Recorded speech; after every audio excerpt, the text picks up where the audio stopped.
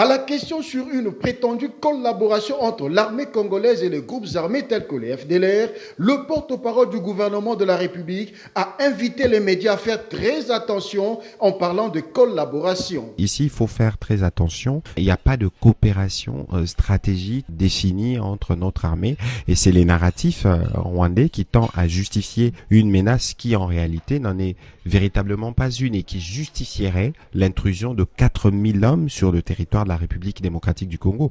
Nous, pour ce qui nous concerne de manière générale, lorsqu'il y a des responsabilités qui doivent être prises à notre niveau, nous le faisons. Je vous ai parlé d'un cas de général qui a été rappelé parce qu'il y avait des soupçons et nous continuons à faire le monitoring pour que aucun de nos officiers ne soit impliqué dans une quelconque initiative de ce genre. Parce que c'est ça la ligne de notre côté. Concernant une quelconque rencontre entre le président congolais Félix Tshisekedi et son homologue rwandais sous l'égide du président angolais, Patrick Mouyaya pense que, vu le contexte actuel, il ne serait pas opportun d'arriver à voir cette initiative aboutir. Et je ne suis pas sûr qu'une telle rencontre peut être d'actualité dans les circonstances actuelles. Lorsque nous sommes en période de trêve, mais vous avez vu des violations répétées du côté rwandais avec des bombes qui tombent sur des civils à Bweremana et qui tuent des enfants. Et dans ces conditions, c'est vraiment évidemment bien difficile de voir comment on peut avoir cette perspective. Mais l'idée ici, la feuille de route de Luanda qui trace les chemins qui doivent nous amener vers la paix prévoit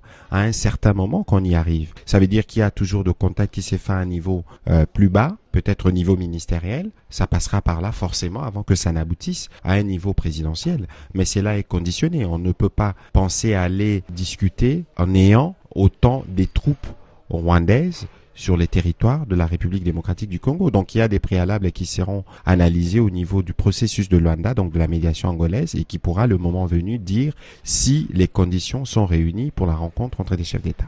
Rien à dire, le ministre congolais de la communication et des médias reste imperturbable dans la défense des intérêts de son pays, la République démocratique du Congo.